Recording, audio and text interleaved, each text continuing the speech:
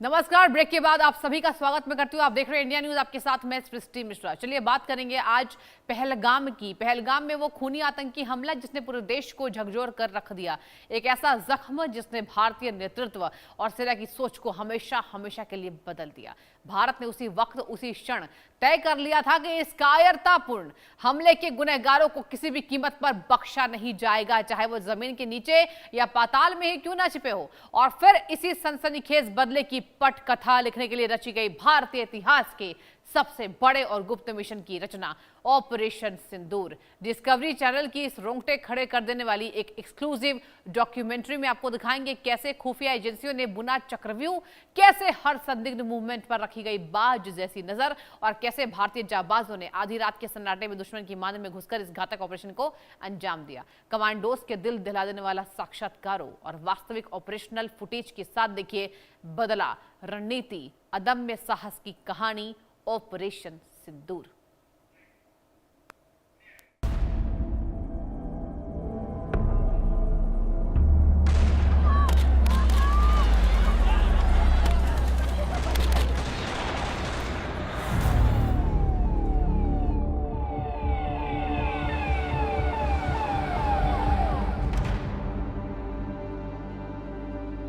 It wasn't a normal terror attack.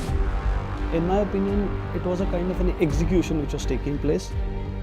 These civilians had been killed in cold blood with automatic weapons such as AK-47. Earlier attacks were indiscriminate. They killed anybody who came in front of them. Here they segregated Hindus and Muslims and killed Hindu men. And they are telling कि जाके मोदी को बोल दो, जो कर सकता है कर ले। So I think all citizens of the country, we were actually hit by the brutality of this attack. I think it was most barbaric. We will go after them. वो जमीन में हो, आसमान में हो, पाताल में हो, जहाँ भी हो, we will not forgive.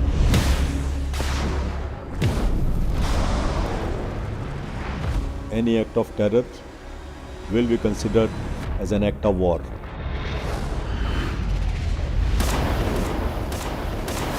If there is even escalation to this particular conflict, so be it. And then we went into full-fledged war mode, I would say. Prime Minister told me that we should call it Operation Sindoor.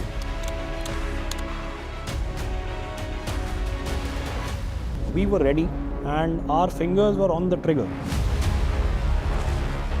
Then nothing stopped us and we were no holds barred. All the officers and men were full of josh. The entire nation's hope rested on us. We will unfold it like a good movie. So the Prime Minister said, वहाँ से गोली, यहाँ से गोला.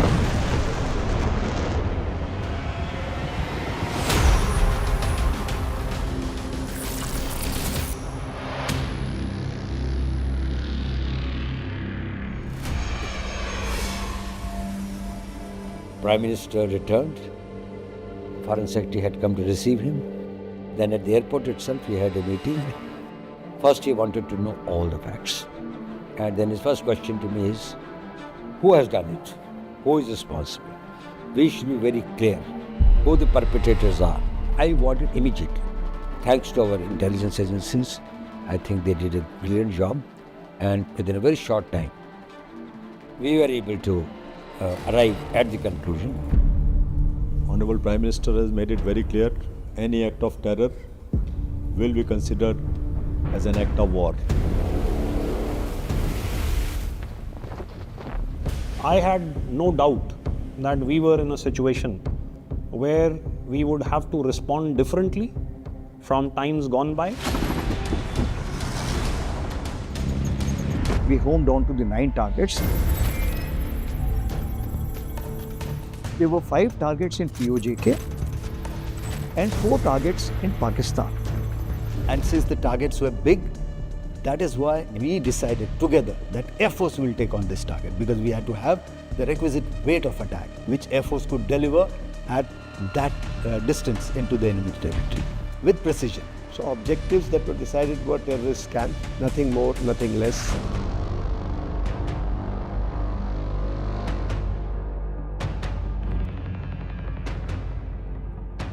I also wanted to ensure that my air defense and electronic warfare grid is also in place. Just in case it's getting into a drone warfare, I should have my grid in place. And for this, I couldn't have done it on my own. The latency of the Akashti system from the IACCS to the weapon end is 2 to 3 milliseconds. I mean, that's the capability that we have. But in our minds, we knew that we selected the targets, we put the wherewithal into place, we carried out operational rehearsals. Now we needed to home on to the time and the date.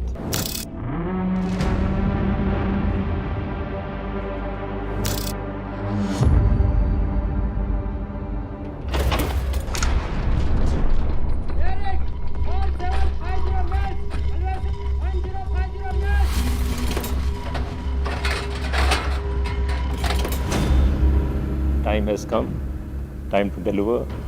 Take a deep breath, have confidence that all preparations you have done is best and nothing more is to be done. And this is the time to prove yourself, prove your capability.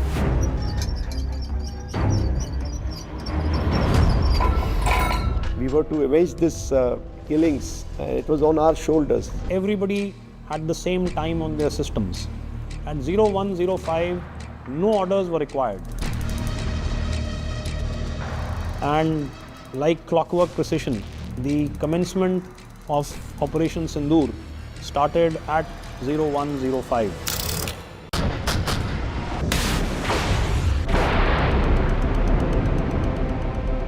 That is the time when we activated, and then we went into full-fledged war mode, I would say.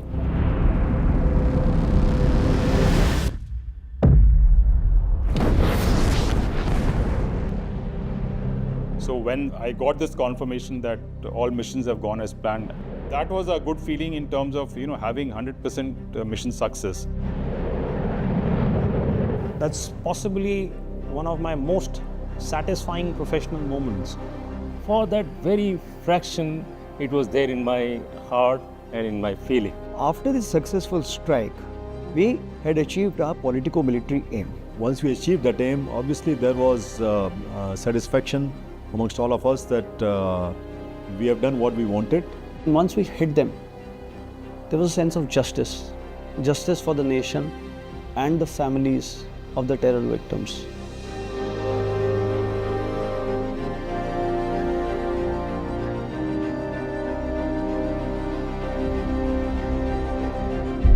We wanted Pakistan Army to realize that this support to terrorism or inability to take effective action against the terrorists is something which is not tolerable to us. So we knew that things are not yet over, and we were prepared, we were ready to take on anything, whatever comes from their side. There was no time for me to absorb that this is what entire command has been able to achieve. We had already switched into dealing with the next situation, and which was going to be very intense.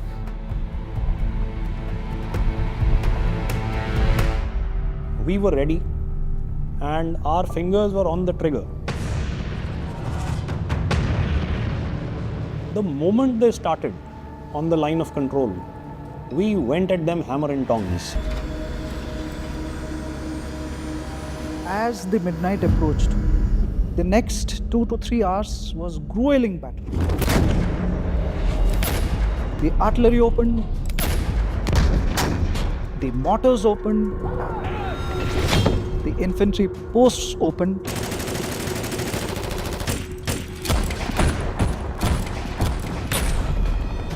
Because the pressure on Pak post was so heavy that in order to relieve the pressure, he had to resort to targeting my civilians, targeting the religious infrastructure.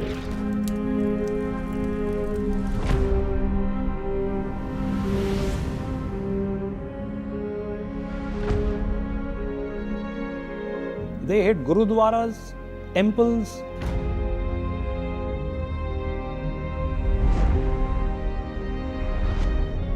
So it was really sad that when we hit terror, they hit civilians. Once anything starts, we are willing to go as far as it is necessary for a nation to preserve its sovereignty, and there is no limits on that. We fight till the last drop of the blood. We were informed that Pakistan is planning to launch an operation so-called Bunyan al-Marsus to teach India a lesson, and that operation is going to last for about 48 hours. That was the signal for India to launch its final retaliatory attack. It was decided that India will not bow down to such kind of a threats. And this time, the full responsibility was given to the Air Force.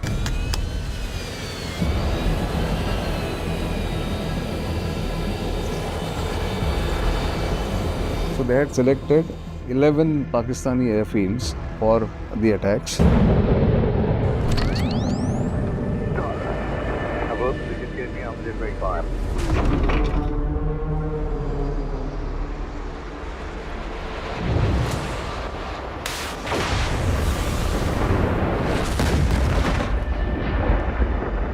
So that night, that is 10th early morning, before they could strike, we have struck their major airfields, radar sites, command and control centers.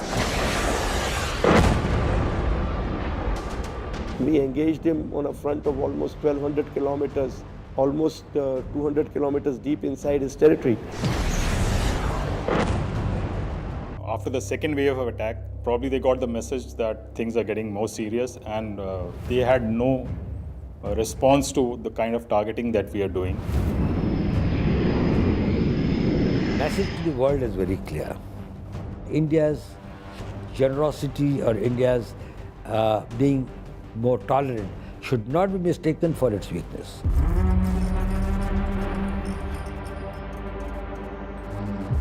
This is the new normal.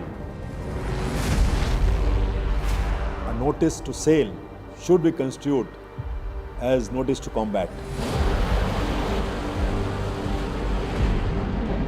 We are a peace-loving country. We would like to live and let live.